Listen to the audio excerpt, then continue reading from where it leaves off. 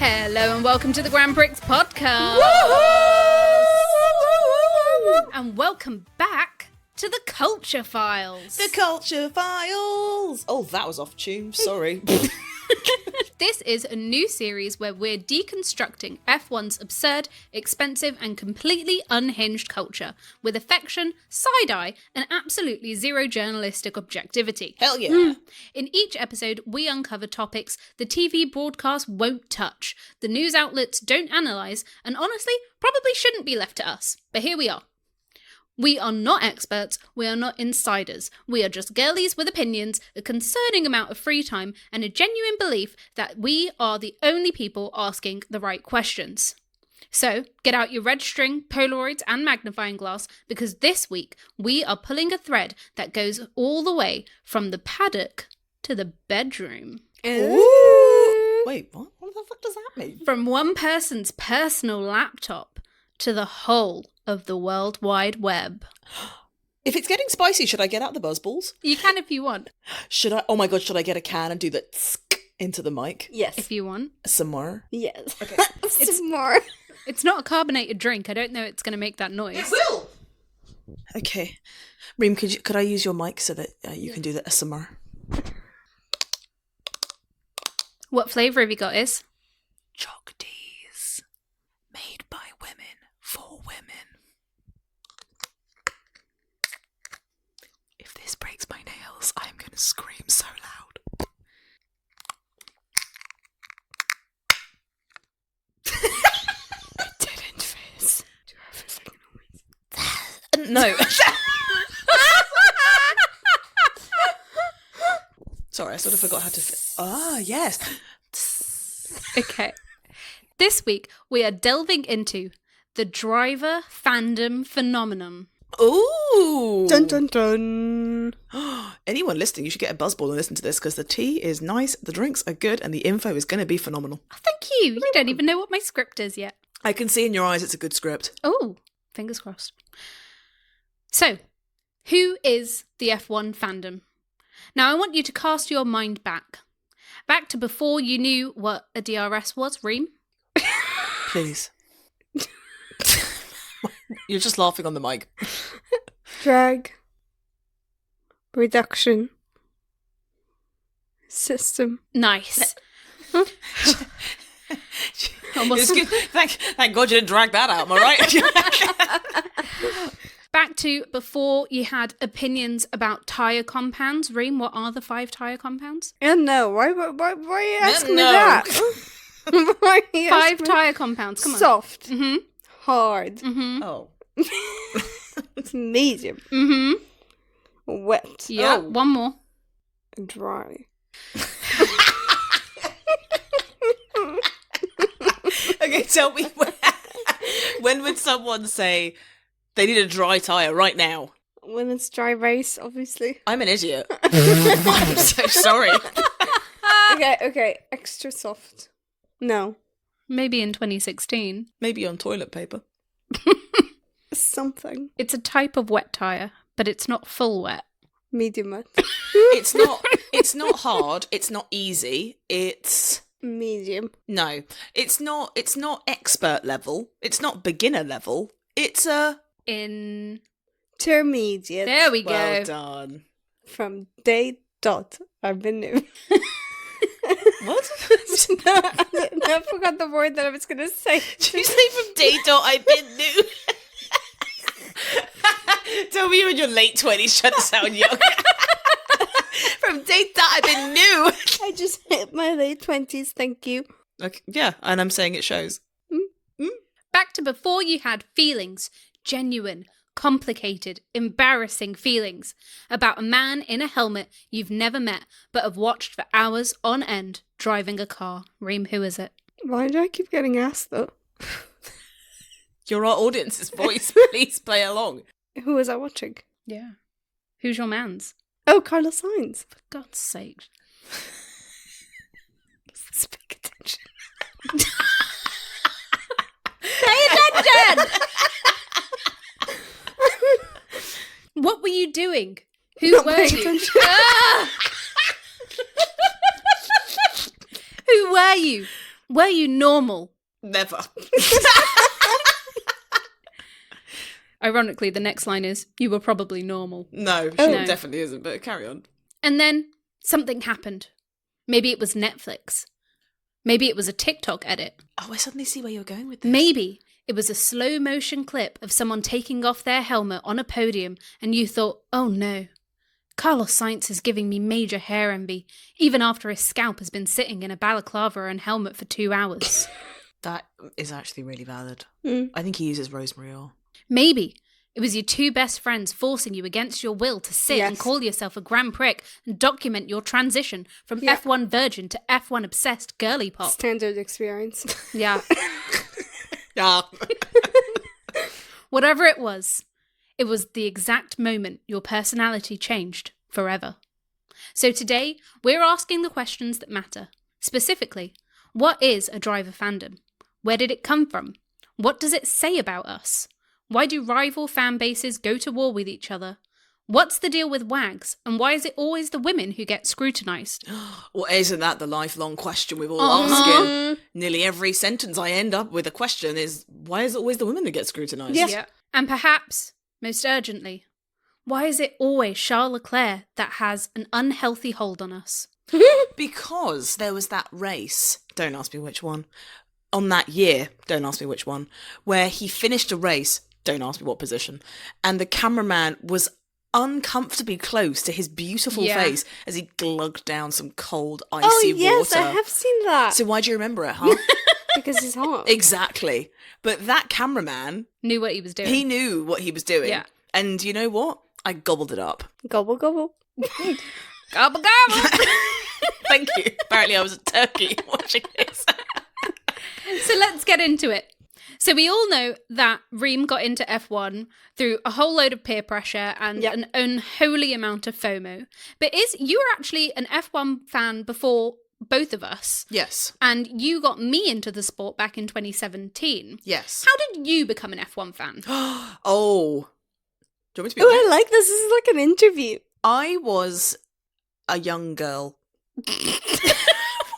When I was a Young girl. My mother was watching Lewis Hamilton in 2008. And my mother be a woman of colour, you see. Extra, extra. Read all about it! And 2008 was a good year for my mother because 2008, she was in quiet tears and she said, Izzy, you need to watch this. I said, why? And she said, because this young black boy is making history. And I said, okay. And then I heard Martin Brundle and his beautiful voice say, is that Glock? Is that Glock going slowly? And I thought, wow, this is something. I like this. Riveting stuff. It was riveting stuff. And Lewis won. And I thought, that was kind of cool. Then he didn't win anything for a fucking long time. The also amazing thing that happened in 2008 for my mother, Obama. Obama. And she, with tears in her eyes, turned to me and she said, you need to watch this screen. Because this black man is making history. And I thought, damn, it's a good year for that then. It's a good year. But then obviously 2016, one good thing, one bad thing. Oh no, two bad things. In 2016, two bad things happened. Lewis Hamilton did Didn't not win the No. championship. Nico Rosberg did. Mm-hmm. And 2016, Obama did not win the election. Trump did. Yeah, whoa, bad year for the black man. Yeah. Mhm. My mum, she had tears in her eyes for different reasons that year. Yeah. But I was, back to your original question, I think the buzzball's hit. You've had one. So. Hit quick. Yeah, my mum is a huge Lewis fan, and as a result, from 2008 onwards, it was always on in the background, and then it started to become a little bit more in the foreground, but it was the Silver War that really brought me in 2016, which was the inter-team battle between Lewis Hamilton and Nico Rosberg. I found it very interesting. And obviously my mum was whooping and hollering for Lewis Hamilton, but the battle, because they were friends, and then they became sort of sworn enemies and all this drama, that brought me in. But I must admit, although, you know, Lewis has done a lot for the sport, there was quite a few years that were a little bit boring. But then 2021 happened, and it was all very exciting. And I've watched it in and out, but I'd say 2016 onwards is where my expertise really comes to the light. So, follow-up question, and Reem, you're allowed to get involved in this one. Do you think... Allowed? Okay, fine, you're not. do you Wow, think... life comes at you fast. Do you think there's a difference between being an F1 fan and a specific driver fan? Ooh. We're both like, oh, I know. Opinions. I'll take I guess opinions. it depends. I said you can't talk. But I want to talk. Go on. I miss my voice. I fucking don't. I think it depends. I would say, like, with your mum, for example. Yeah. You said she was a Lewis fan. Is a Lewis fan. Is a Lewis She was fan. deeply concerned about the Ferrari move. Oh, fair enough. Yeah. But she's a Lewis fan, but she's also a big fan of the sport itself. So it's not like she's only watching for him, or she's only following his news online, but not actually watching any of the races. She's still watching them. She's still an active fan. But online, because I do the socials and I'm always on like the Grand Prix account and I'm always seeing what the fans are saying, there's a specific part of the F1 fandom where people are literally only watching, sometimes not even watching, following the sport for the sake of thirsting over a specific driver. Yeah, that's true. Yeah. They're not actually caring about what's happening in F1. Some of them have admitted to not even watch the actual races, but only follow the news online. And that's where I feel like it's a bit more of like a biased point of view, but also it's like, what is the point? Because they're kind of seeing it as more of a reality show rather than actually, following a sport. I think there's a difference between, you said it was driver or just sort of a F1. neutral sort of thing, yeah. I think there's three categories. I think people can be sort of driver-led, so it might be, there's like obviously like a Max fan or a Lewis fan or a Lando fan. Yeah. And I think those fans, I think they are at the forefront of the sport for me. Because if you're following a driver and you're talking to other people that are, oh, I'm a Max fan, I'm a Lewis fan, I'm a Charles Leclerc fan, you get to debate and chat about it. And it's similar to like football teams, with people that watch football.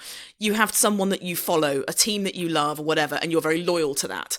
But some people are just like, it's just, if Max goes over to Mercedes, I'm a Max fan, I'll go over to Mercedes. That's the way it is. Some people are then team fans. So I've met people that are like Ferrari, but they're also like, it's a terrible team. The structure needs changing. They're actually probably the most Critical. of it. I met a Ferrari fan who was Italian, and I asked him, like, do you think this year will be your year? And like 7 minutes had gone by and he was like in the history and he was like, so if they stop looking at car manufacturing, maybe we could win. And I was like, I'm sorry, I fucking asked. So there are people that are just like, it doesn't matter who the drivers are. They just love the team. They love the ethics and the history of the team. And then there's people that are like neutrals and they just kind of watch it. Now, obviously, with our podcast, we try our best to be unbiased and we just try to watch it because we're trying to entertain and inform. But there are drivers that I really love watching, and there's drivers I'm not that bothered by. But I do think that when you talk to people that are neutral, I don't feel like they have as high enough stakes in the game. Yeah. Because they're like, oh yeah, but it was kind of obvious that they weren't going to win. Yeah, blah, blah. They're not. If you're a driver... They haven't got the passion. Exactly. There's no passion. There's no... What is the rest of that mean? There's no commitment. Thank you. The buzzball. I do think that when you have a driver-led fan, I think that they can be a bit toxic, I'm not going to lie. But there is also moments where they can be really fun. Yeah. It's always great to get into a debate with someone and they say, oh, Jenson Button was the best world champion. And you're like, what? And you have a massive long debate and you talk about different races, different years. I love that. I love hearing a controversial take from any sort of deluded F1 fan. I could do that all day. I spend a lot of my time at work asking people about F1 stuff and not enough people care. Like last year when we went to the F1 arcade, I forgot which race it was for. Las Vegas. Was it No, Las it Vegas? was not Vegas. Baku.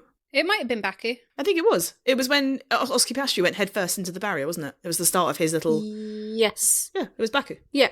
It was. Remember the whole arcade? We're like, ah! Yeah. So last year when we went to the F1 arcade, we did a few bits of social content for us. And we interviewed some very lovely F1 fans. a lot of them had their specific favorite driver. Yeah. You know, there was one really big Max Verstappen fan. There were a group of girls that were big McLaren fans. Of course. But when we asked them questions, we asked like 3 different questions for our social clubs, they were still able to talk about the other drivers and about other moments in the sport. So they still had the knowledge, but they had their favorites. And at the end of the day, it's like when you follow a sport, you're always going to have a favorite. Do you know what I've realised, though? What? Sorry, random tangent. I was speaking to a couple of people the other day. These 2 men really like F1. And I guessed, without them telling me, who they supported. Oh, they're stereotypes for sure. Yeah. And I've realised that people that like McLaren and Williams, they're nice guys. Yeah. That's what I've realised. They're nice guys.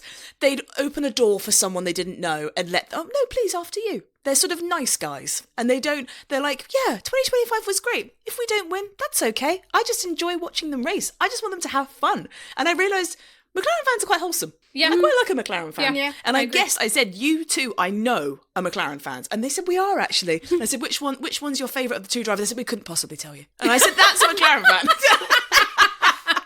Yeah. Zach Brown, however, can tell you. Yeah, Zach Brown can tell you. Yeah. Yeah. So let's go back to the beginning, or rather, the moment of creation, the Big Bang of the modern F1 fandom. Oh, I thought you were going to say Ooh. the Big Bang of like F1 1950. And I was No. thinking, this is that. We're going to March 2019. Can you tell me what happened? Drive to Survive. Yes. Ooh, I got it right. Netflix dropped a little series called Drive to Survive. Formula One had been hemorrhaging younger viewers for years, presumably expected this to be a nice little PR boost. Maybe some new people would tune in for a race, maybe some merch would shift. They were not prepared for what actually happened. Nobody was.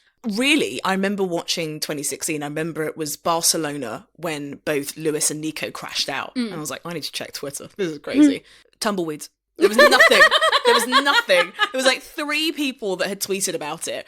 And none of them were, they were just like, watching the F1 with my beer in the garden, haha. And it was like nothing of any sort of content. To think about how it was back then to how it is now is wild. Like, whatever you think about Drive to Survive and the new era of fandoms, they have brought so many eyes to this sport. Especially since Twitter was like at its peak in 2016. Yeah. It wasn't Yeah. like Twitter was a dead social media platform. Literally. It was an X. Ugh.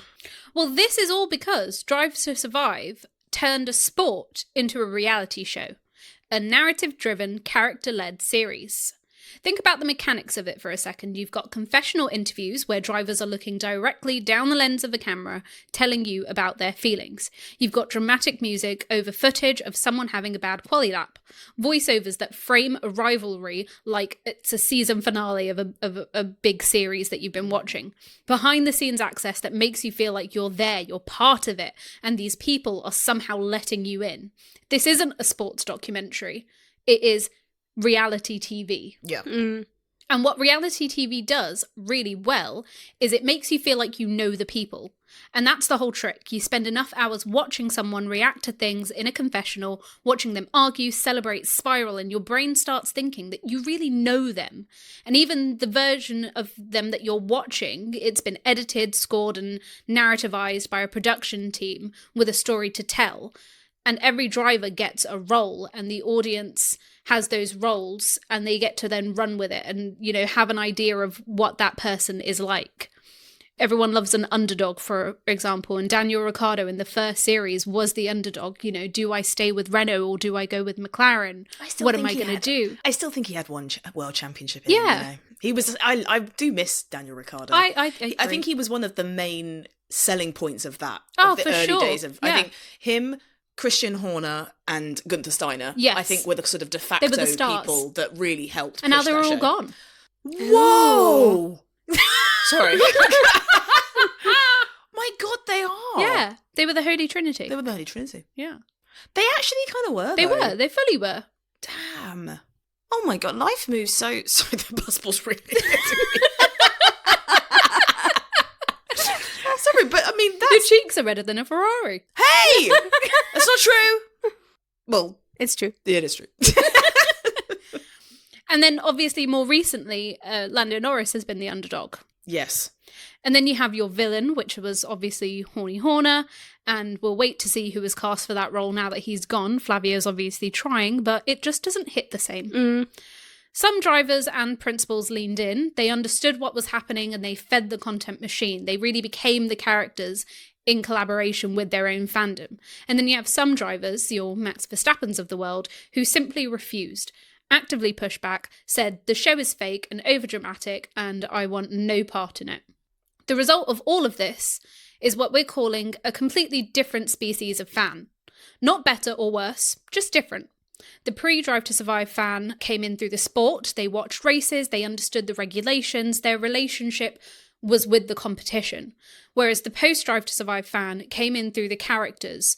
The sport is almost secondary. The sport is the setting. The real product, however, is the drama, the personalities, the relationships, and the storylines.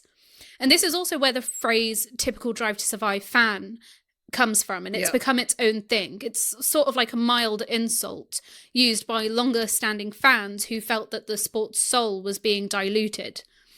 Which is a conversation worth having, I think. Do you think it is being diluted? Or is it just evolving? Is a fan who came in because they found Lando Norris funny on a TikTok less of a fan than someone who has been watching since, say, 2008? It reminds me of, I don't know if people know, I'm sure they probably do, but you know, when the YouTubers started to get into boxing, yes, they were doing the influence boxing, and Jake Paul and, you know, KSI were going off and fighting each other and, you know, having a little punching match. That's what they call it, right? Mm-hmm. But I think that the purists of boxing were saying, like, you know, we've had Muhammad Ali, we've had Tyson Fury, all these great people, and now we've got these fucking idiots. Like, this is ruining the sport by bringing in, you know, lesser known people and thinking that they could just jump into this ring and do what these greats can do. You know, you're diminishing it. And I think purists of Formula One felt with Drive to Survive that it was like, who gives a fuck? Who gives a fuck if, you know, we get to see the inside of Lando Norris's apartment? What about the racing? What about you're sensationalizing all of these rivalries which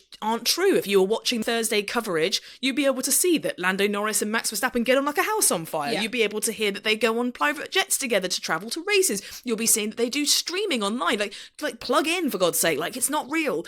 But I do think that Formula One it went under a huge sort of transformation of a culture, because I think when you looked at grid walks, for example, before the race, you suddenly saw influencers and you know, A-star sort of, that's not what you call them, A-star celebrities.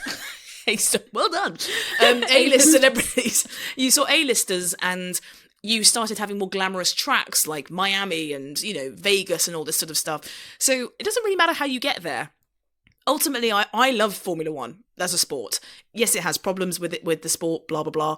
However, I love the sport itself. So I really couldn't give a fuck whether you've watched Drive to Survive because it's entertaining as fuck, or you've been watching it since the 80s. It doesn't matter. The point is that it was in such a state of stale, like it wasn't going anywhere.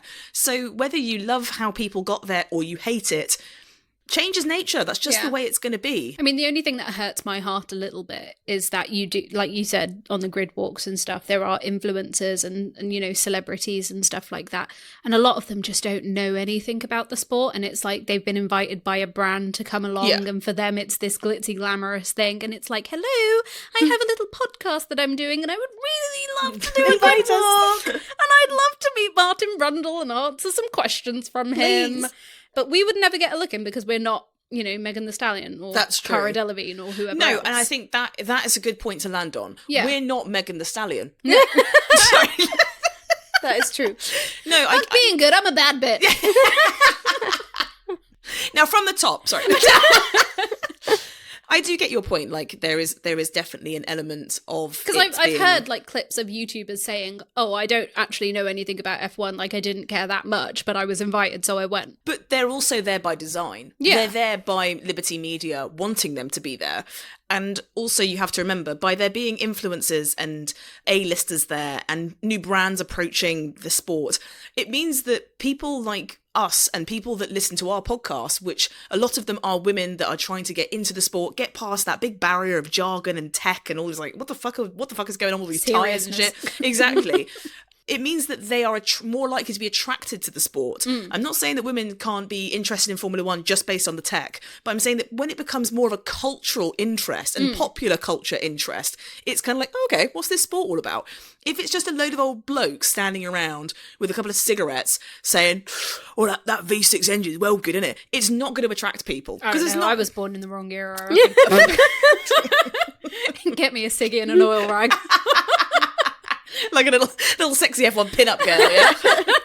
I don't think it's necessarily an issue that there's Drive to Survive fans now, because, you know, expanding to new audiences, bringing in more money is never going to be an issue. It's going to keep the sport thriving, keep it going for a longer time. Where some of the concern might be, where I see it, is that F1 drivers are no longer just signing up to be athletes. They're signing up to be characters because of Drive to Survive. And influencers. And people online, on social media, now feel like they have the freedom and space to be able to talk about them, to be able to have an input on their personal lives, to be able to judge them for their personality. Whoa. You're jumping ahead of the script. Whoa. Can I finish my Before point? we get there... No, because we're going to go into that, and I want us to be able to discuss that properly in that subject. Oh, okay. It was a good point, though. You preempted my script. Well done. You. Okay, so we've established that Drive to Survive has created a new kind of fan. But who is that fan exactly? Like, demographically, statistically, who is sitting on their sofa at 6 o'clock in the morning on a Sunday morning, watching a race in Japan and genuinely stressed about it? Me. Yeah. Because the answer, it turns out, is not who the sport expected. At all. The numbers on this are quite shocking, and I thought it'd be fun to make you guess them. Okay, I'm down. So we've got a little quiz, 5 questions, real data, head to head. Oh, Head to head. Please. Right. It was a damn, lost. Question 1. In the 2025 Global F1 Fan Survey, which surveyed over 100,000 fans across 186 countries, This is a lot of numbers. what percentage of surveyed fans said they were emotionally invested in race outcomes? Closest answer wins. 40%. 75. Point goes to Reem. God. The answer is 90%. Hey! Oh, wow. 9 in 10 fans said they were emotionally invested in race outcomes. Not casually interested, not mildly entertained, emotionally invested. To be fair, we're emotionally invested. Yeah, that's Yeah. true, but also, like, I love that. Yeah. Sorry. I got a bit emotional. Question Is that 2. trifle up there? Sorry. Question 2. Female fans now represent 25% of surveyed respondents from that survey, more than doubling since 2017. What percentage of new fans are female? 40%. Why do I keep going for 40%? Would you like to revise your answer? No, I'm happy with that, actually. Okay. 60%. Point goes to Reem. Reem knows her numbers. The answer is 75%. Female fans now account for 3 in 4 new fans in that year's study. That is not a gradual shift. It is a cultural earthquake. Damn. Go girlies. I love that. Right, you need to get this one right, otherwise you're out of the competition. Okay, I need to step my pussy up. I got you. How often do Gen Z fans engage with F1 content? You need to give me a metric. That's true. Daily, weekly, fortnightly, monthly, Daily. only when races? Daily. No. Daily plus. You can't say the same as me. Yeah, I'm going to need different answers. Daily. Well, I believe in daily. Well, you didn't answer quick enough. Give me a different answer. Daily. Weekly. The answer is daily. I'm back in the game. Technically. Apparently. I'm winning this. I got it correct for the record. The answer is daily. 70% of Gen Z fans engage with F1 content every single day, not just on race weekends, not when something dramatic happens, every single day. I have a question. Imagine somebody listening doesn't know what the age ranges or years for being Gen Z are because maybe they're millennial. What is Gen Z? Gen Z is 1997 until 2012. Oh, interesting. Okay, So fine. the age range currently is age 14 to 29. Interesting. Okay, fine. Sorry. I feel like we are kind of in a generation war with like millennials versus Gen Alpha versus Gen Z. It's all going on. Question 4, again, is you need to get this right to stay in contention. I'm doing a Max Verstappen in 2025, a late lunge. Okay. The phrase typical Drive to Survive fan, used as everything from a gentle tease to a full loaded insult, depending on who's saying it, appeared how many times in online F1 conversations in 2024 alone? 2 million. 10 million. 5 in million. 2024. 2 million. 500,000. No. No. It's 2 million. No. I will have a sulk. I'm drinking more of my buzzball to get through this. Reem's going to get that one. I win! The correct answer is approximately 50,000 times. Oh, we were both way above that. Yeah, you were.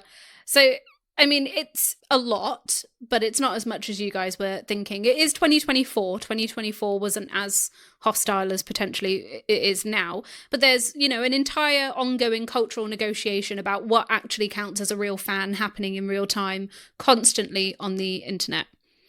Now, what percentage, this is the final question, Reem has one, I'm afraid, but you can... I'll go for like triple points so I could win. Okay, this question is worth 3 points. It's a tiebreaker! So whoever gets this one right is the winner. Dun dun dun dun dun! What percentage of Gen Z fans say the sport represents a status or image that appeals to them? Meaning they're not just watching the racing, they're watching because F1 is cool and they want to be associated with that. 60%. 80%. You both got it right. How because do we- it's 70%.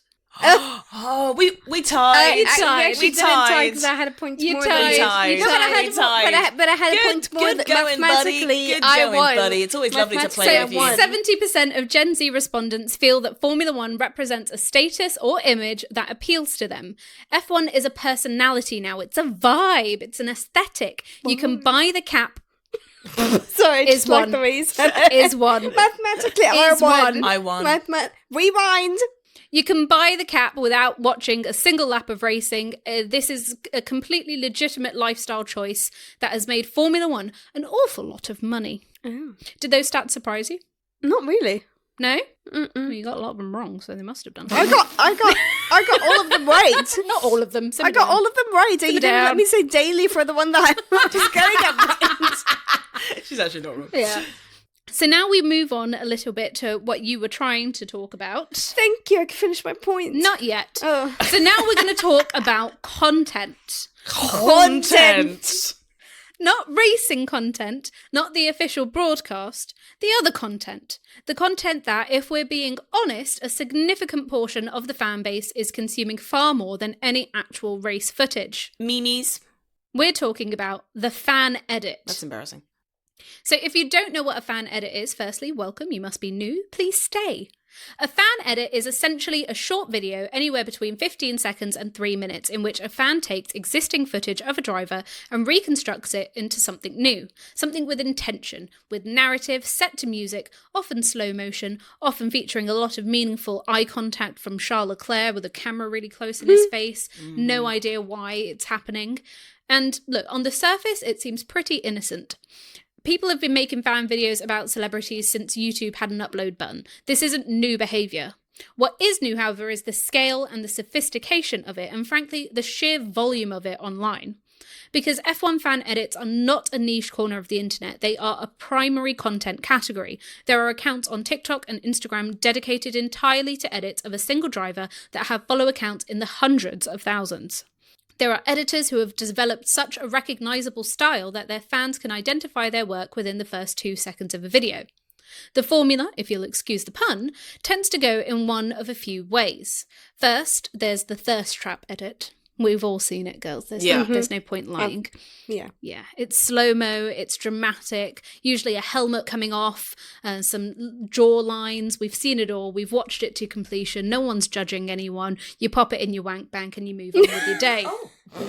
And then there's the hype edit, the fast cuts, the bass drops, the podium celebrations. It makes the driver look like the most dominant force in motorsport history, even if they've finished 8th. And then there's the sad edit. It's set to something slightly melancholic, a difficult season, a heartbreaking DNF, designed to make you feel genuine grief about a sporting result. And then you have the character study edit. This one takes paddock interviews, candid moments, behind the scene clips, and constructs an entire personality portrait.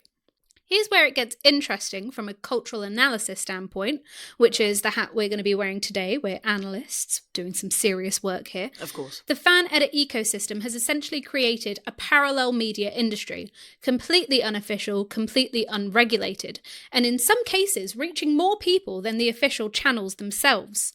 The drivers have very different relationships with them. Some of them actively engage. They've seen the edits, they reference them, they occasionally like and comment and stuff like that. Others seem blissfully unaware, but then you have a few who have expressed something approaching discomfort, which is completely understandable when you consider that there are thousands of videos of them on the internet that they had no hand in creating and no control over whatsoever. And this is the point of, them having to become social media influencers and content creators and stuff like that. There's also the Stan account universe that sits alongside these edits, the gossip pages, the update accounts, the daily insert driver name here accounts that post every single day without fail. These accounts become genuine sources of information and community. They break news, they spot things in the background of paddock photos, they notice when a driver has a new watch, has followed a model on Instagram and has then unfollowed said model a few months later. They're in many ways doing more consistent coverage of individual drivers than most sports journalists, just with a very different editorial agenda. The whole ecosystem, the edits, the Stan accounts, the gossip pages, the fan theories, has built something that functions almost like a shadow media industry running parallel to the official sport. And Formula One, the commercial entity, is completely aware that it's happening and is also benefiting from it, and has essentially done nothing to either support or regulate it, which is interesting in its own choice. So Stan accounts have more engaged followings than most sports journalists covering the same subject. Do we think that this makes them legitimate media outlets? Or do we think the lack of accountability is a problem? The fandoms. The fan accounts and the people that are creating the fan edits and the Stan accounts and all of that sort of thing. No, you can't compare them to serious media outlets. It's very biased. Like you said, a lot of it is innocent. For example, like the fan edits, like you said, they've been making these for celebrities for the longest time. And since they've all kind of become characters, it kind of makes sense that this is where the fandom headed. There's the discussion-based side of the fandom that's also quite innocent. There's parts of it that are very uncomfortable, but you can't call them serious media outlets unless you're talking about the ones that are, for example, people like us. There's certain no, but I mean, now who's biased? But there's like podcasters, F1 podcasters and F1 influencers that actually go onto the track, go to races and report from there. And that's like a serious media outlet that you can look at because they're actually giving you straight information that you're not seeing in the media elsewhere, but they're seeing it firsthand.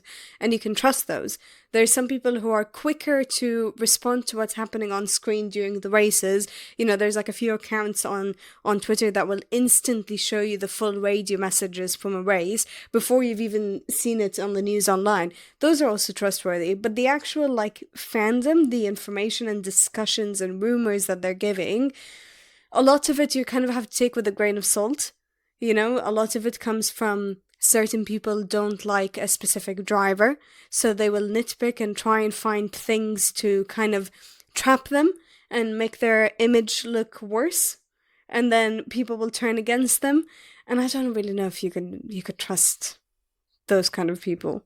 I think the point that I think is quite strange is that I think that F1 drivers have reached a boy band level of fame. Yes. In the same vein that boy bands, when I was growing up, back in the fucking, Stone Ages, you'd have fan edits, you would have Twitter accounts, you would have people that would be like, they didn't really have the word for it, but total and utter stans of whoever. And if we look at things, someone like One Direction is like the first band I'm thinking of that I used to see this a lot. There was obviously all these rumours and stuff where straight female fans would have a real obsession with the idea of Louis Tomlinson and Harry Styles being in a romantic relationship, whilst at the same time they are supporting this gay relationship. They were also thirsting over both of them for themselves. Yes. And it got very confusing to track. Parasocial. Yes, and I have noticed that this same thing has happened with F1 drivers, and I wonder if there's a few things going on with this. The reason that these sort of accounts can't be verified as trusted journalists is because, one, whilst journalists do make some salacious headlines and they can have their own bias built into how they report things, I've never seen a thing like sexy Max steps out with a good sexy snapback, whereas a lot of these fan edits, they have a sexualization to some of the drivers, which if you look at videos, and I've seen lots of fan edits, for example, of Ayrton Senna, who obviously sadly passed away in 1994 and is a legend of the sport. He's almost revered as someone that was like a martyr of the sport, someone that sort of passed away, but his presence looms over the sport and we are reminded of his brilliance every time we go racing, because of the influence he had. He's almost like a wise yogi that people look at, and he's a very spiritual driver, and people do fan edits with a lot of respect. It's a very respectful sort of edit. And I wonder if it's because of the time he was racing. I never see a slow motion thing of like Ayrton Senna, like a sexy music background, but I do see them of like Lando Norris, Charles Leclerc, Lewis Hamilton. Like there are lots of those. So I do think it's also like the time we're living in, these fan edits, they are so internet coded that I feel like they would only ever be made in this time frame. So they can't be trusted. And it is a way for fans to connect with the drivers and the sport. Sometimes I'm like, what the fuck am I watching? Yeah. Like, what the fuck is this? You make such a good point about the sexualization, because it's crazy the amount that's happening in the F1 fandom. And what you referenced about One Direction, like that made them so uncomfortable to the point where they would not really show up in the press together anymore. Yeah. And they would barely interact and never show that they're friends, because people would kind of like analyze every single movement that they would make. And it's the same. Were they minors at the time? They were. When they started, I think they were like 17. But they did the same thing with Fifth Harmony. If you remember, with Lauren Jareggi and Camilla Cabello. Like, they did the exact same thing. And it was like, yes, I think Lauren Jareggi came out as bisexual later on. And then the fans were, oh, we fucking knew the whole time. I'm like, oh my God, chill. Like, they're just a fucking girl band. Like, they make nice songs. Just chill. Like, everyone calm down. And it's sometimes like, I get it, because everyone's been a teenager, right? Everyone's had posters up on their room and been obsessed with a certain band or a certain singer, whatever. But I do think sometimes people get wildly carried away. Yes. And it edges into this really... You only have to look at some of the hashtags people would use for some of the videos they would upload to their stan edits. And I'm like, why is hashtag sexy abs in there then? Huh? That's not okay. There's also like a side of it as well that I see where people almost like baby the drivers. You know, they would treat them like, this is my little boy, like, look at him, like, he's such a little baby. Look at him. Right? I was Lando. like, It's Lando and Behrman. And Max. Max. No, they do. As a baby. But they do it with Max. Yes. Yeah, they do. Oh my gosh. They do it with so many of the drivers, and it's like, these are grown men. Yeah. You know, that's very uncomfortable. And then obviously we've also gotten the comment, and we see this a lot in the F1 fandom, about the George Russell, Kimi Antonelli terrorism comparison, which is a really, really uncomfortable side of the fandom, because you see it everywhere, and it's like, I don't get why they think this is okay. Why is this a joke? So there's parts of it that are just...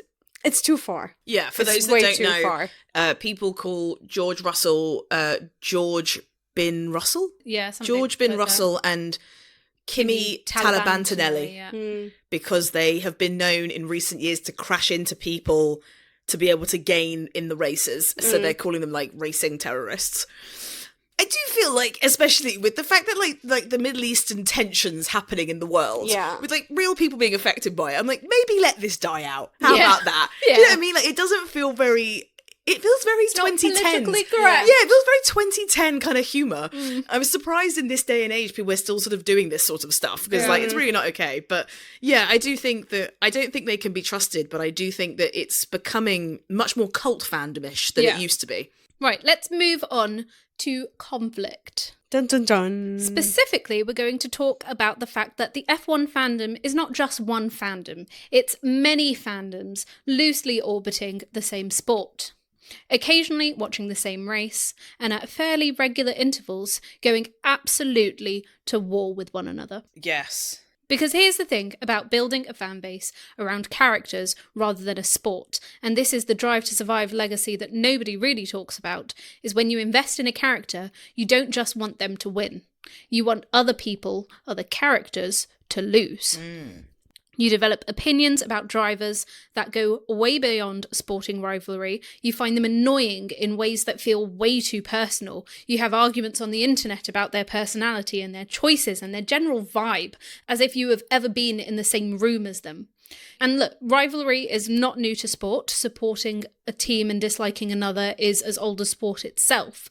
But there's something different about F1 fandom rivalries, and I think it comes down to this. In most sports, you hate the team. In F1, you hate the person, which makes it weirder, more intense, more personal, and sometimes completely unhinged. So, in the spirit of education, I present to you a guide of the F1 wars. Oh. I'm going to go modern day so that Reem actually knows who I'm talking about. Thank you. I know Because I would have done the Silver War. Yeah, but fair. I have one in my head that I think you might mention that I have an opinion about. Okay. I've got one in my head. Well, I'm going to start with the most obvious one. It's Hamilton versus Verstappen. Yes, that's what I was going to say. This is from 2021, the war that will never end. Mm-hmm. So if you want to understand modern F1 fandom toxicity, you start here. The 2021 season was objectively one of the greatest title battles in the sport's history. Two exceptional drivers, genuinely equally matched, going at it all year round. Yeah. It should have been something that fans of both drivers could appreciate together. Instead, it was one of the most vicious fandom conflicts the sport had ever seen. Yeah, it really Because was. by 2021, both drivers had enormous, deeply invested, sometimes parasocial fan bases who had spent years building their driver up as the hero of their personal sporting narrative. And every hero needs a villain. So each fan base cast the other driver in that role, and the internet did the rest. Abu Dhabi happened, and the fandom wars went from heated to genuinely disturbing.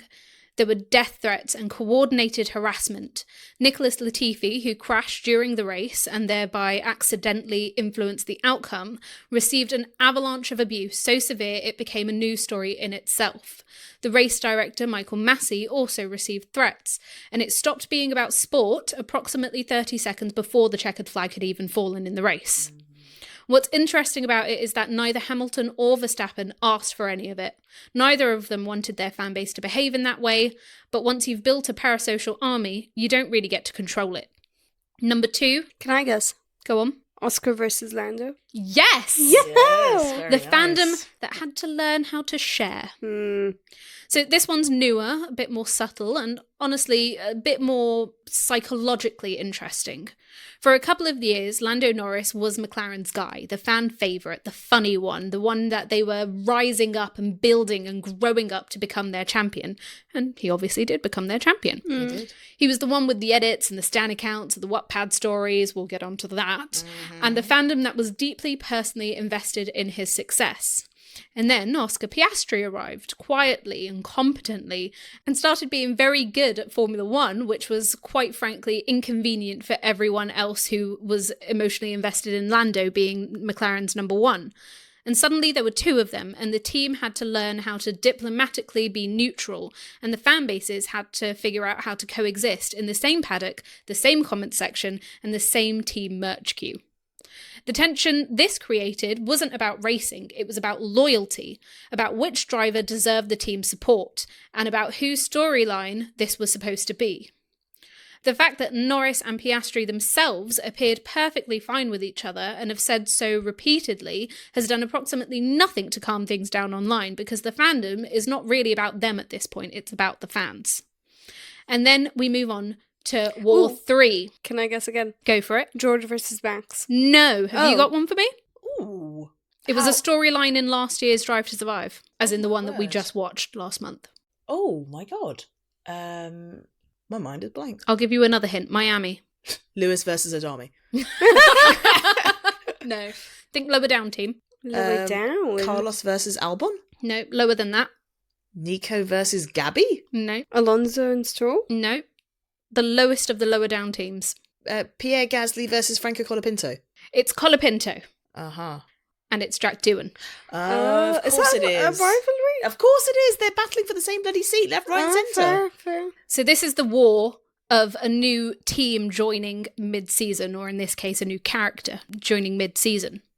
This is the most recent and in some ways the most revealing. Franco Colapinto arrived in F1 mid-season in 2024, replacing Logan Sargent in Williams, and the existing fan bases weren't quite prepared. New fans flooded in, specifically a huge wave of Argentinian fans who were passionate, loud, and not especially familiar with the existing social norms of the F1 fandom, for better or for worse. And what happened next is almost the perfect case study in how fandoms can spiral beyond anyone's control.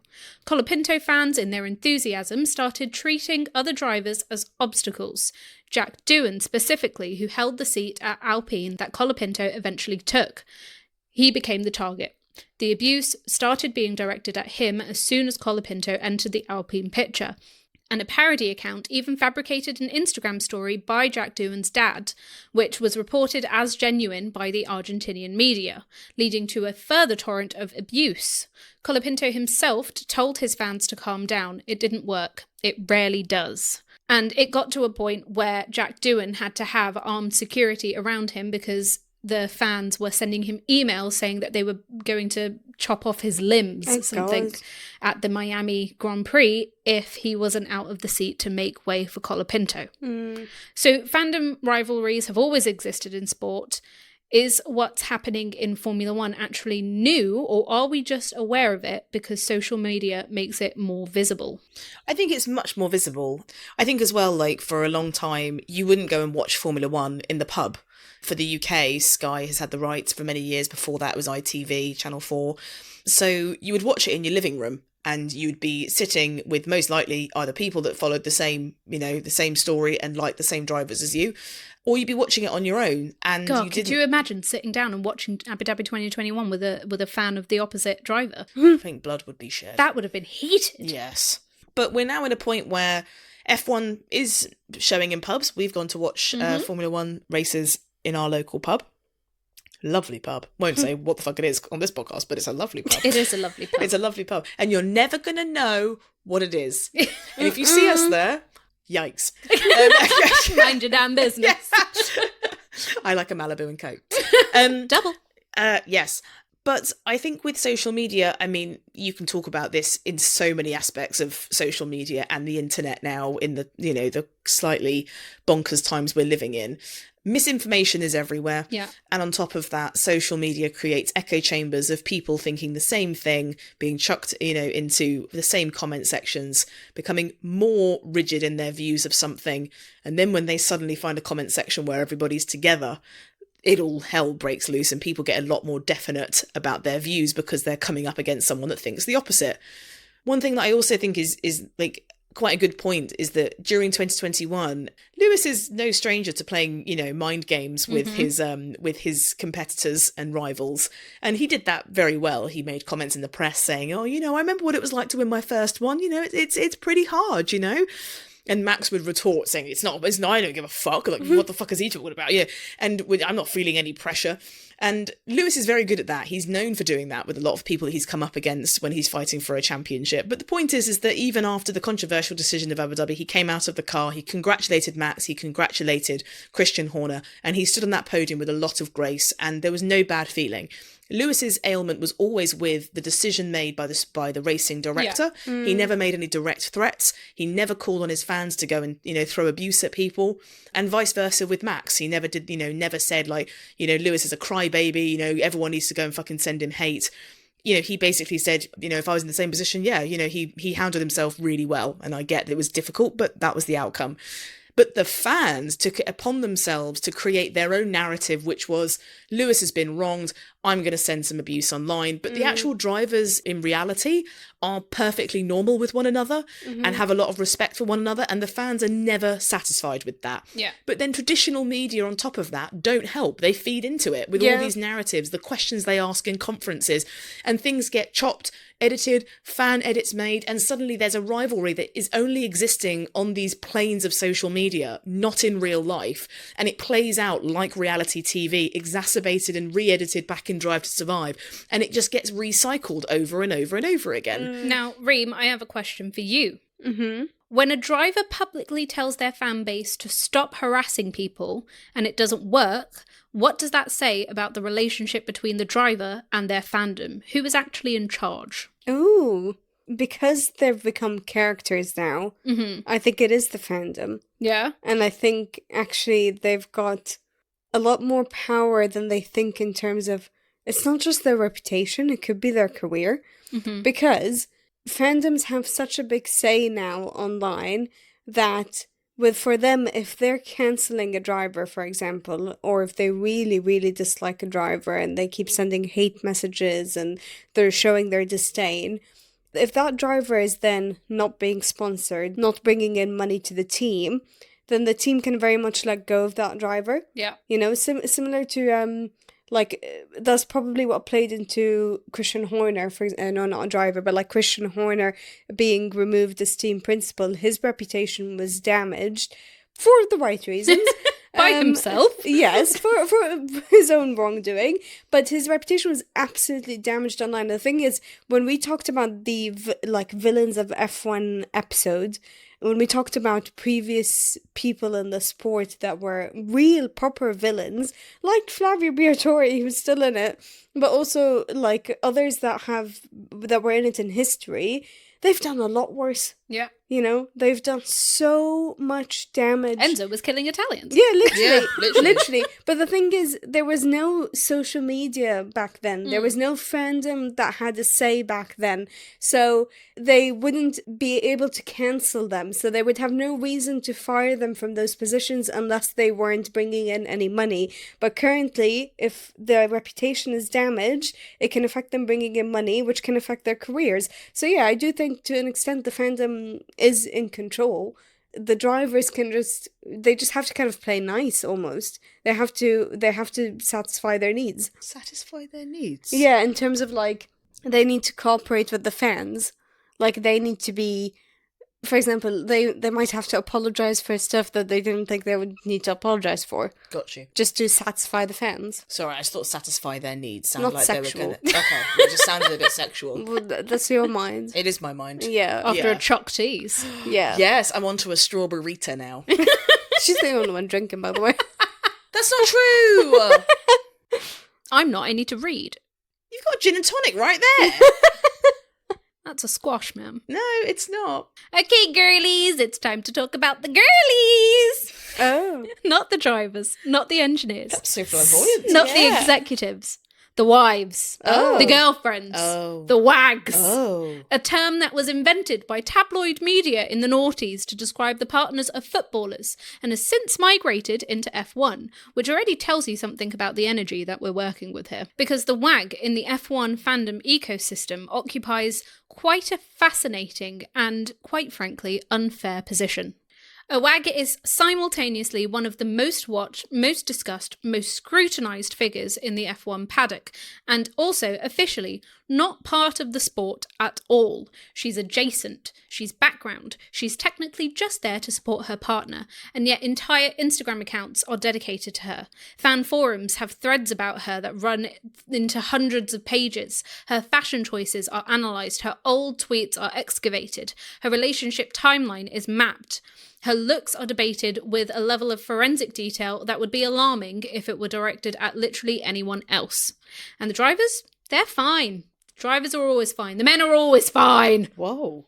Nobody's in the comments of a paddock photo asking whether Lewis Hamilton deserves to be in a relationship or whether Lando's past relationships and situationships are red flags. The drivers get a complete and unconditional pass, always, forever, on everything, because they're men.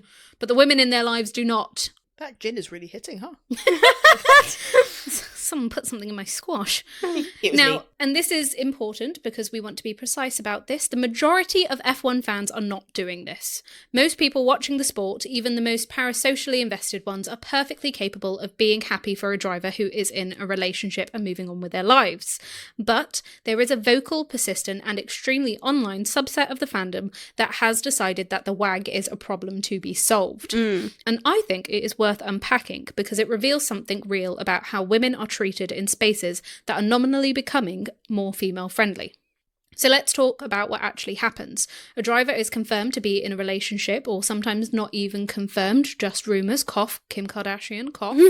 And within hours, the internet has opinions. Her social media history is searched, screenshots are taken, any tweet she has ever liked could be construed as problematic and is circulated. Her previous relationships are brought up, her appearance is commented on, and often not kindly.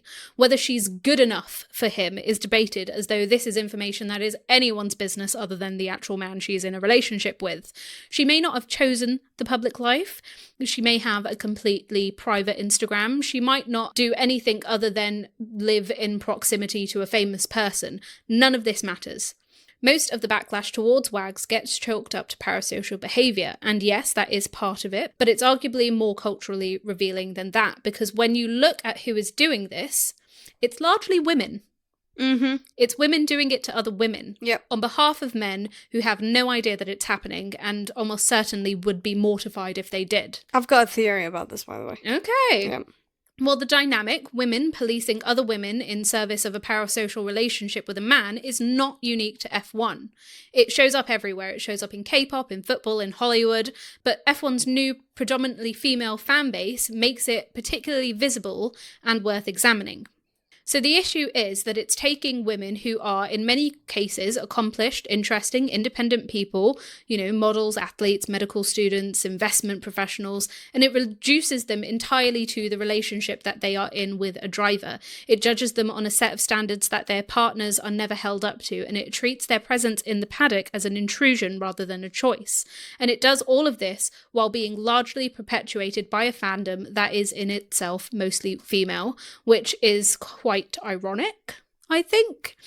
And because we're nothing if not balanced, it's worth showing the full picture. So let's talk about the other side of the WAG phenomenon as well, the side that is actually quite wholesome.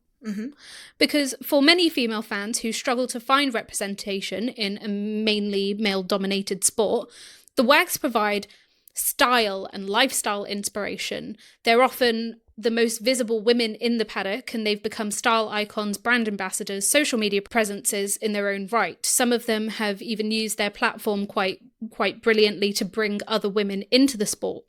And for the fans, the WAGs represent something for them, a way in and a reminder that women do exist in this world, even if, some people would rather they didn't. The paddock, for all of its glamour, is quite an unusual environment to navigate. You're at your partner's workplace, which is also a global media circus, which is also being filmed and photographed constantly, which is also the subject of intense public scrutiny. And while you're doing it, there's a comment section on the internet that has decided that you are a villain in a story that you never asked to be in. The fact that most of them do it with grace and style is quite impressive, I think. So here's where we land with the WAG problem. It's actually not the WAGs that are the problem. The WAGs are fine, the WAGs are great.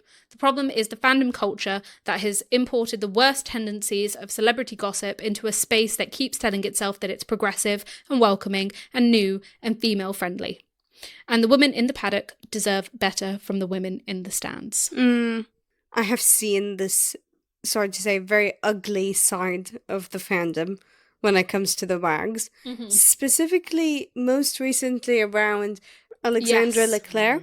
A lot of criticism towards her changing her last name to Leclerc, which is like, it's her choice. You know, Yeah. it's very normal to change your last name. It's your choice. But a lot of people calling her anti-feminist for doing that. A lot of people comparing her to his ex-girlfriend and doing actual videos of comparisons. Yeah. A lot of people are comparing her movements to Ariana Grande and trying to say that apparently she's trying to be Ariana Grande. It's very, very weird.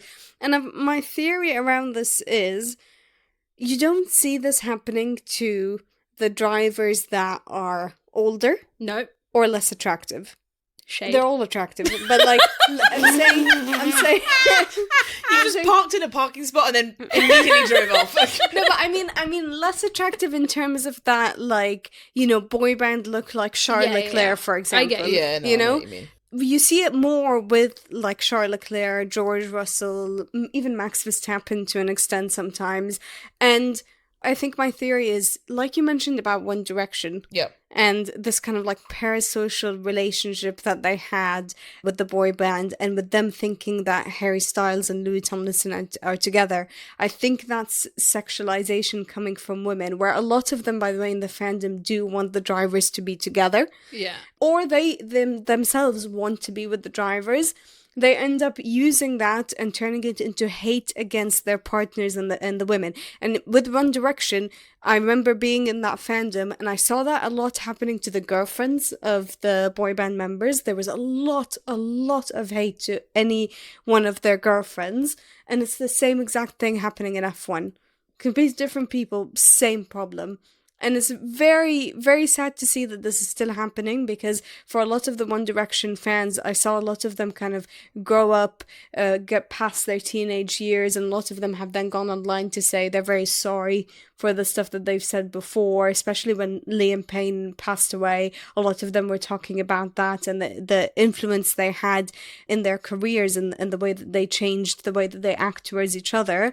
And I feel like with F1, a lot of those people that are saying these comments, that are throwing hate against these women, that are coming from women, I think they're going to grow up to then very much regret that and see that their behavior was actually very ugly and very harmful, because all they've done is they were girlfriends and wives of F1 drivers, but they're individual people. Yeah. They all have really good careers as well. They all have, you know, very bright futures. Their lives aren't just being the partner. Mm-hmm. But unfortunately, that's what they're being reduced to. And actually reducing them to that is the thing that's anti-feminist. Mm-hmm. Where I land on this is that sometimes there is moments where there is exciting racing happening and the TV coverage will cut to a very beautiful partner of one of the drivers for maybe 10 beats too long. And I sort of think like, okay, it's cool to know, but I actually would much rather watch the racing. Yeah. I don't really care about who they're going out with, because There was a race recently where this happened, or Yeah. it was sometime last year, but yeah, it happens quite a lot. And sometimes I think like, okay, that's just, I don't care. I really Yeah. don't care. Yeah. And sometimes you can tell they look visibly a bit uncomfortable, and they're sort of looking at the screen pretending they can't see, and it's all a bit uncomfortable for everybody involved. And I sort of think like, why do you keep doing that? The reason they do is there's a demand for it, so they continue to do that type of coverage. If there wasn't an intrigue and social media buzz and talk about these people online, they wouldn't do it. But in the topic of wives and girlfriends of the drivers being represented purely just as a female in another man's life, I also feel like the F1 movie didn't really help. yeah. The F1 movie had a female engineer and designer of the car, and Brad Pitt's sort of rough and ready character came along and was like, did you think about making it go fast everywhere? And then she was like, no, I didn't. And then suddenly his input made the car faster, and then they slept together. Yeah. And it felt like that woman was written in and was purely written by a man, and it just felt very like, You're really? so right. Yeah. You're so right. Like, really? But then the people that I think suffer the most from this is Laura Muller and Hannah Schmitz. Yeah. Because they're the first women to have a corner named after them at the Australian Grand Prix. Yeah, I for think, International Women's Day. Exactly, yes. And for those that don't know, Laura Muller is Esteban Ocon's race engineer at Haas, which is fucking cool. Really cool. And Hannah Schmitz, love Hannah Schmitz. She's one of the greatest strategists in Red Bull racing and has done some fantastic strategies, and always looks heavily concerned at a race day. But it's because she's working through all of these different strategies and is at the forefront of, has done some really clever tactics to Yeah. get Max Verstappen and his teammates to some really good victories. And I think, like, why don't we see more of them in the coverage? Yeah. Why don't we hear them in interviews more? These are the women in Formula One. Yeah. You know, Susie Wolff is another one that is being able to be the head of F1 Academy, and I'm sure many other budding, fantastic women working in Formula One. None of them get a look in compared to the wives and girlfriends. And I'm not saying that I'm against any sort of, you know, oh, I don't like Lando's girlfriend. I don't give a fuck, really. Yeah. But I do think that this whole wag culture, for the innocence of it, oh, this person, you know, dressed really well, yeah, that's fine, cool, I love that.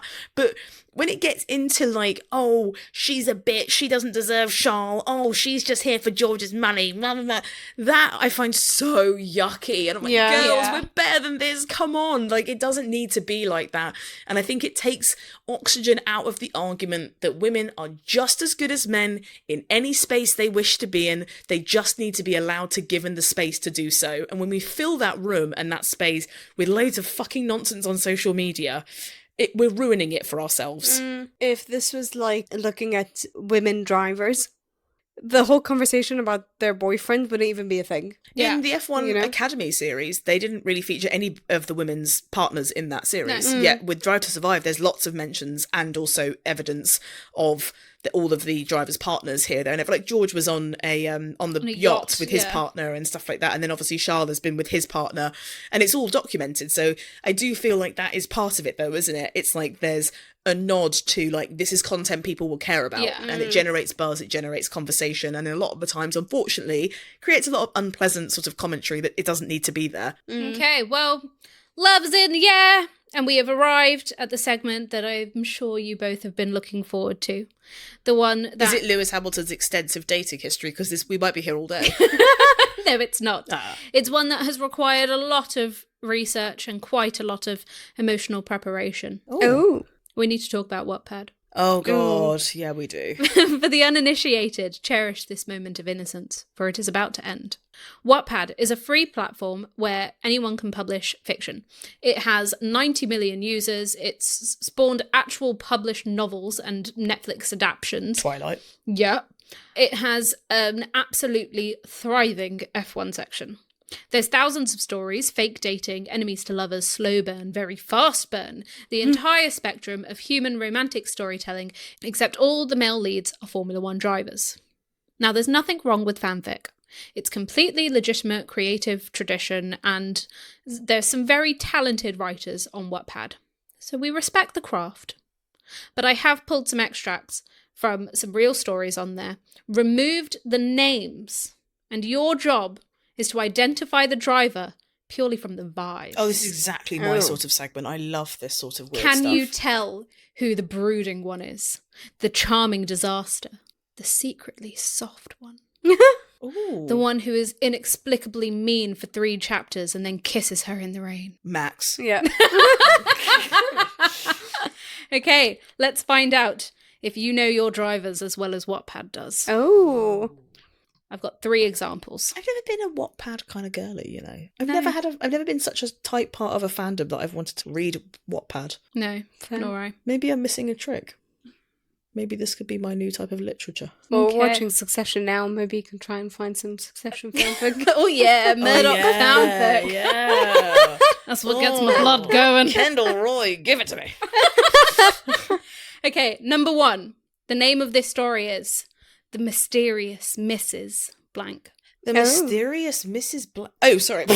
Blank is the name I am censoring here. I thought it was Mysterious Mrs. Blank, and I was like, oh, a murder mystery. He sneaks in. She shifted the blanket, and he slid in beside her. What does that mean? In a bed. Oh, right. Yeah, what does that mean? Inside her, not inside her. Oh. Warm and quiet and steady. It was the only way she'd sleep through the night. Oh. And maybe it helped him too. Felicity, with her firecracker brain and her sardonic smile and her eyes that saw straight through him. Felicity, who argued with teachers for sport and read math journals like they were novels. She's a child. I think this is set in school. Oh. Felicity. Why are they sitting together? Why is she a minor? I don't know. Don't ask. I take back my previous joke about her being no. Felicity, who lived in the attic room like some stubborn myth. Harry Potter. Beth barefoot and furious and brilliant and real. She became the best part of being here. The part that made the cold English winter feel a little less sharp. Oh, it must be a British driver. Oh. Lando. And blank. 15-year-old, awkward, still Sorry? growing into his face blank, was completely and utterly gone for her. Okay, okay. This is, I mean, okay, it's obviously... So this is this driver who is at some sort of like boarding school in the UK, basically, as a 15-year-old. They're both the same age. Yes, it's not, yes. Okay. It's I mean, not, they're both still 15. yeah. Well, that has its own implications, but, and the court will, will decide. But my point is that I thought that it was like this teenager writing No. was like, and Fernando Alonso is this... I'm like, that is not okay. All right, Lolita. So... At least, I mean, it's the artistic decision, isn't it? Uh-huh. That's not the word. The artistic principle. It's the editorial direction. Thank you. Jesus Christ, this buzzball. But at least that's not as problematic. Okay. My guess is Lando. Shush. I haven't got a guess yet. I'm still formulating. Wait for the full story. And blank, 15-year-old, awkward, still growing into his face blank, was completely and utterly gone for her. He didn't know it yet. Not really. He just knew she was the first person he wanted to tell when something good happened. The first one he worried about when she looked tired. Oh. And the one he stayed up with until 2 a.m. talking about hypotheticals and space and their ridiculous chemistry teacher. And the one who let him stay when his own thoughts felt too loud. Somewhere between shared physic notes and whispered jokes and her head on his shoulder as they drifted off to sleep, it happened. He fell in love with her. Oh. Oi. Sorry. Slowly. Oh. Accidentally. Oh. Irrevocably. Oh. And it wasn't until that night, months later, curled up in the attic room again, laughing together under the glow of fairy lights, that it clicked. She was laughing at something he said, soft and breathless and lovely, and her knees were pressed against his. Oh. And she looked at him like she already knew what was about to happen. Oh my God, they were going to kiss. And he realised, oh, it's you. Oh. It's always been you. Oh. It will always Why do you sound be you. disgusted? I did, didn't I? Yeah, you did. It's you! It's like you just really... you. Oh, butters, mate. Yeah. It's you. Sorry. It's dark in this fucking attic. Sorry, that's on me, Oh, it's you. Better. It's always been you. It's really good to stay in a story when someone says, better! It will always be you. Fliss. First of all, note, the shortened Felicity is Flick, not Fliss.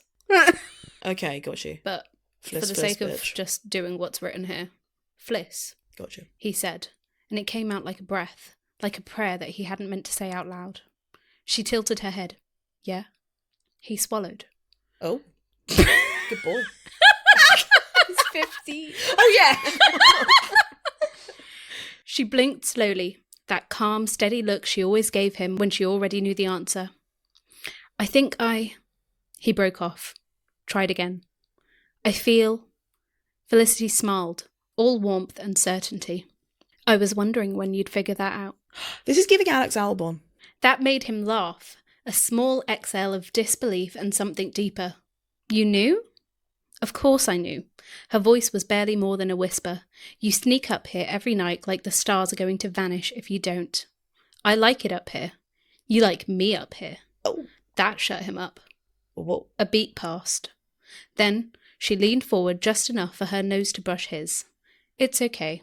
You know, she said gently. You can. He didn't ask what she meant. He just did it.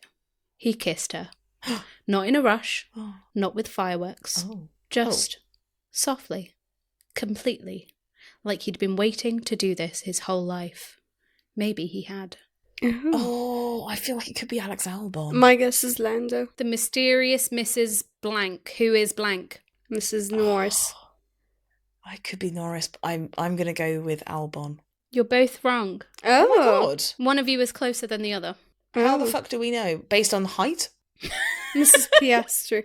The mysterious Mrs. Piastri, indeed. Ooh, why They're is it writing in a about British, Oscar Piastri? Yeah. Why is it in a British boarding school? Don't know. Oh, I threw us down the wrong Yeah. alleyway there. I threw us down the wrong way. I guess the thing that made you think that was the part that made the cold English winter feel a bit sharp. He's Australian, maybe he doesn't get along very well with the winter. Also, I guess that McLaren is based in the UK in Woking, Yeah. so Oh. damn. But he's also a 15-year-old kid, so none of this really matters. Okay, Reem gets that one. Woohoo! Story number 2. This one is called Blank Insta, and it's written as a WhatsApp chat. I've seen these videos on Instagram and a bit of TikTok where it looks like you're reading like that was the iPhone message dropping. Got you. Very And you're nice. watching like, thank you. You're watching a phone and it's like Carlos heart heart heart, and then it's like, hey baby, just finished FB2, and it's like all this like woo woo woo, and you watch it. And even though I think I'm like, I'm what the fuck am I doing? I'm 30 years. Oh, I'm gonna say my age. What am I doing? 35? No, 35. That's illegal. You're illegal. No, sorry. I'm not fucking minor. No, I'm too old for this sort of content, right? But they're quite addictive to watch. Like, there's something kind of like, you're kind of like, oh, I'm kind of in the story now. And some of them are like carousel videos, so you just get to keep going. And I'm like, look down, and I'm like, it's 1 a.m, why am I on part 37? Okay, this does very much go like each line is a new person speaking. So I'm going to start with Tina, and then I'm going to go into the other person. I'll try and change my pitch so you know who, like, if Yeah, I'm do doing quite male a or female. girly voice for Tina. Okay, that's easier than me going low for the guy. Don't do my voice. Do her voice. Don't do my voice. Okay, this is Tina. Stop following this girl. There was no need. Why? Because she's trying to make you cheat on me. What are you talking about? Can't I have female friends? No, because she's going to steal you from me. I'm pretty sure I allow you to have male friends without getting jealous, Tina. I'm the only girl you should be willing to spend time with. Me and me only. Why? Don't you want me to have friends? Not if they're female. She's a whore. Oh, Jesus. This is a weird story. Oh. Tina, you're being ridiculous. I hate her, blank. You are mine. Tina, chill. She's just a friend. But I know not for long. You're gonna cheat on me if you meet her in real life again. What? You really think that of me? Yes, you are mine, and you only get to entertain me. Oh, God. I'm getting sick of you being so clingy and jealous of a girl I don't even have feelings for. I fucking hate her. I hope she gets eaten by a shark. What? You don't mean that. Yes, I do, and I Sorry, hope she what? bleeds to death. I'm sorry, this is meant to be How can you fanfiction. say that? This is just a horrible relationship. I fucking hate her. You are mine. Tina? Yeah? Get out of my house. What? We're over. I don't want to be with someone who thinks I'm going to cheat on her or wishes a friend of mine dead. So get the fuck out. I hate you, blank. I'm glad... Ooh.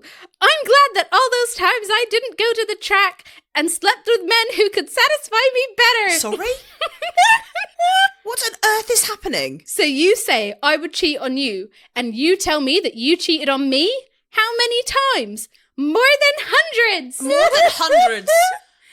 And then you slept with me? I want you out of my house before I get home. Fine! I was only with you for the money! What is happening? Who is blank? Lance Stroll. Because of the money? Yeah. I'm torn between Max Verstappen and Charles Leclerc. Okay. Serious answer, I'd go Max Verstappen. Okay, you're both wrong. Oh. What? Lewis the Hamilton. Fuck? No. Carlos Sainz. Yes. Oh my God! No way. You should have done a Spanish accent. That's No, that so would have funny. given it away. That's so funny because she did it in your voice and he's your man. That's your I relationship. would cheat on him. You slept with hundreds of men at the track. Yeah. Hundreds of men Yeah. who could satisfy you better. Yeah. You want us to get eaten by sharks? Yeah. Okay, now this story, interestingly, because you've touched on it with the One Direction thing, is between two drivers. Oh. Oh golly. The story is called Forever With Me. I haven't gone for like an actual excerpt of the story here, I've just gone for the synopsis. Okay, fine. because, frankly, none of the chapters would make sense without knowing the synopsis. So I've got blank 1 and blank 2, Okay, and you've fine. got to try and tell me who's who. Okay, fine. Oh, I need to think of what ships are there. In the You don't have to tell me fandom. specifically who blank 1 is and who blank 2 is. I just need both the names. Okay, fine. Because it can be interchangeable, I guess. Okay. Blank 1 never expected his life to shift because of something so small. A crying baby in a restaurant. Oh. A stranger's arms holding him steady. A calm that came too easily. Clover liked him instantly. Clover is the baby. Oh, okay. Just for context. Blank 2 noticed. The way the crying stopped. The way his baby relaxed against blank 1's chest.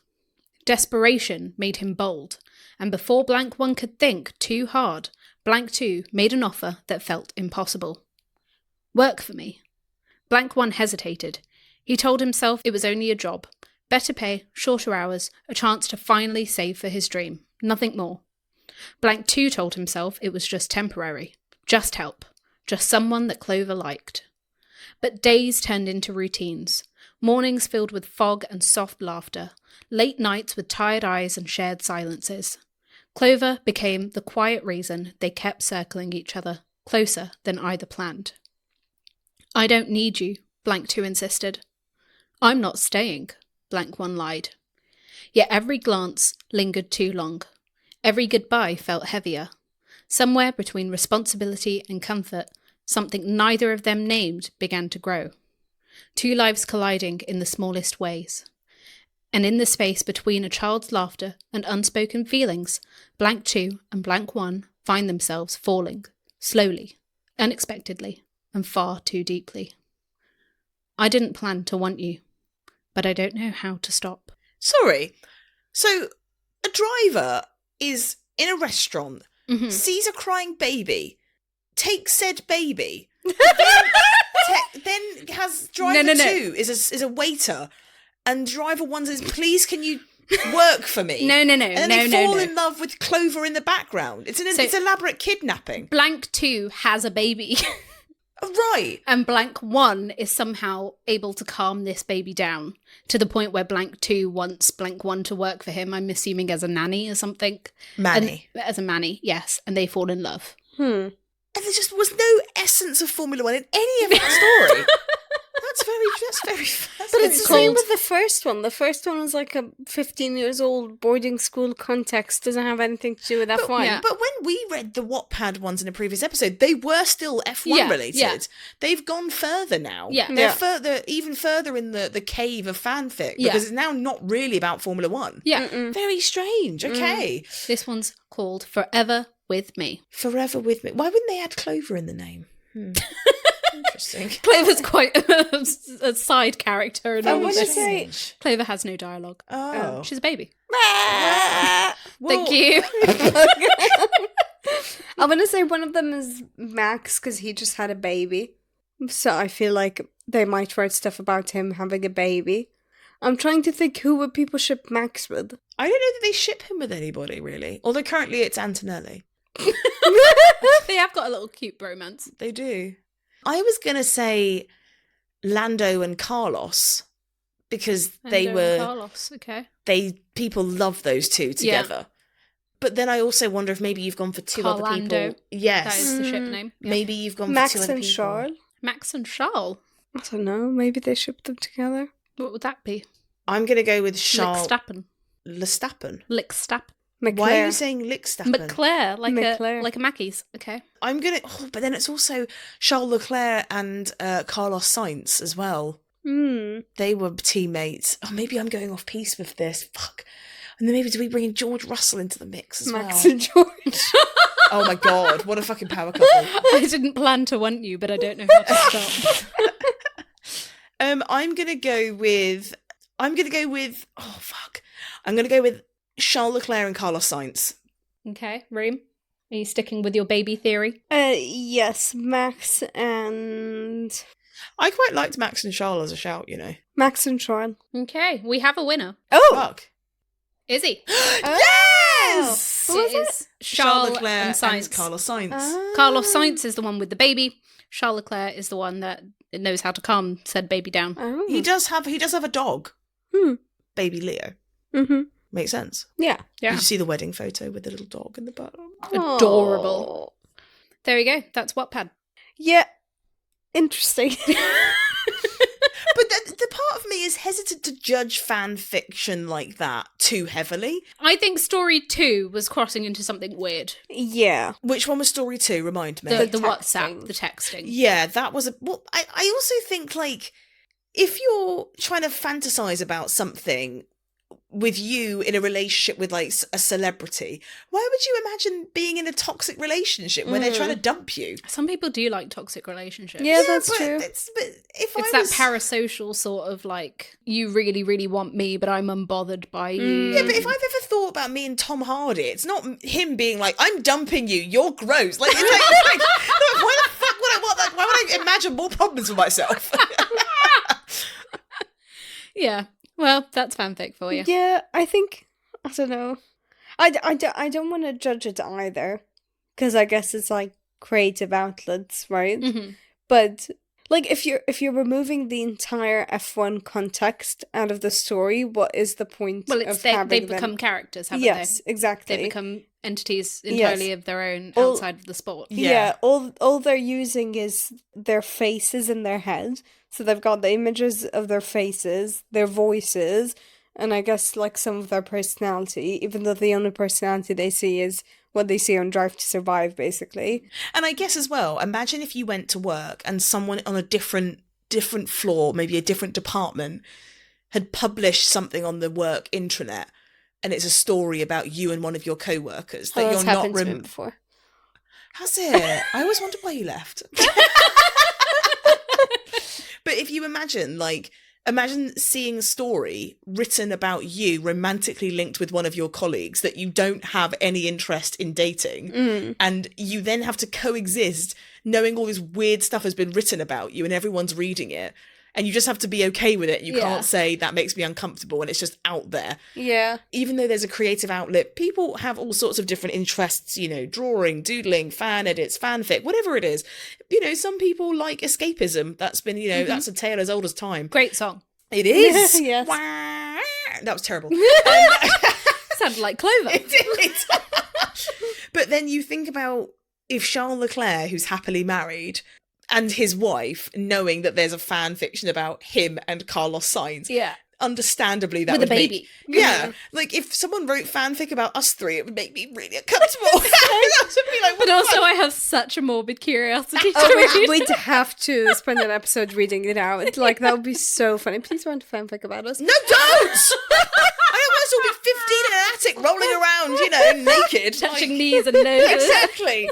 It kind of like it kind of does cross the line when it's real life people. I get fan fiction in terms of when people do it about like with TV show characters and with movie characters, because they are characters. Mm-hmm. Like they're using the character names, they're using the characters' personalities, their image, but when it goes to real life people who never signed up for this, Yeah. I don't think you quite grow old questionable. writing fan fiction, though, do you? Well, I think 50 it's Shades of Grey was fanfic. Well, she stopped. Do you know what I mean? Like, you don't write fan fiction for the whole of your life. I feel like it's kind of a phase, and then you kind of grow out of it. Yeah. So I do feel like a lot of people are probably like, oh, why the fuck did I write that? That's weird. Like, it's like people with Tumblr. We were talking about Tumblr the other day. Like, it's people that wrote all those very alarming posts on Tumblr. Like, they probably look back and they're like, yeah, I was over. That was too much. I can agree. That was too much.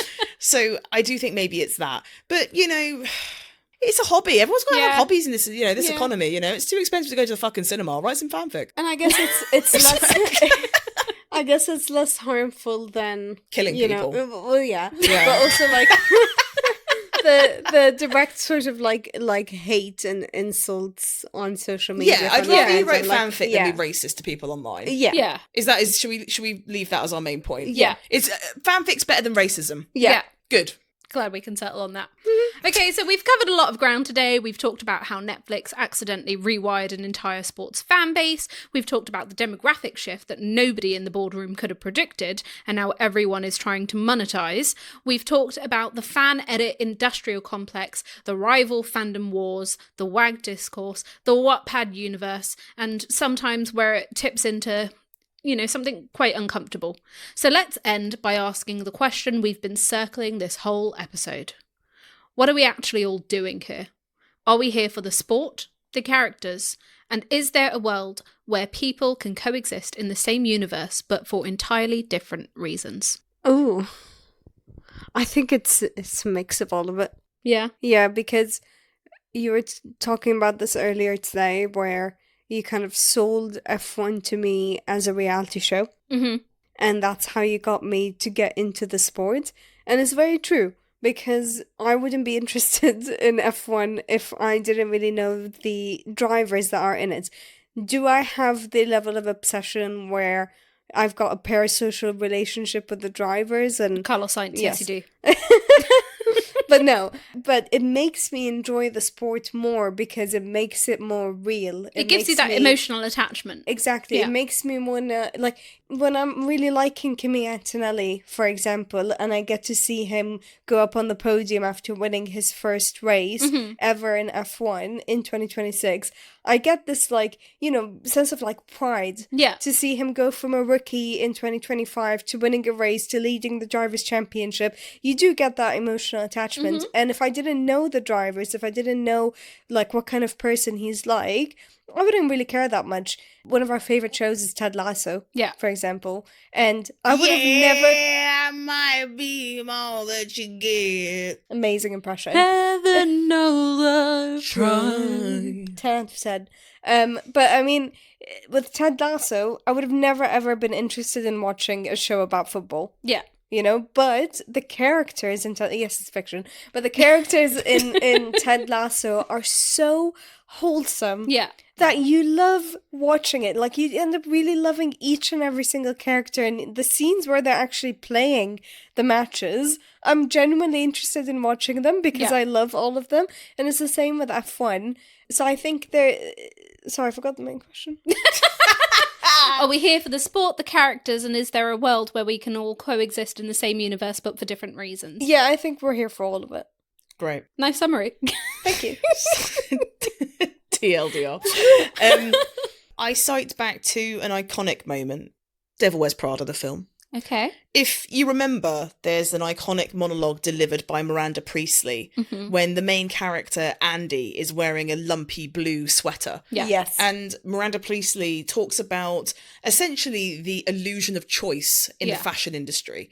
And she goes on to say that you think that you're above fashion, when actually that cerulean blue sweater, which harks back to the 2002 Oscar de la Renta collection, and actually you're wearing that sweater chosen by all the people in this room from a pile of stuff.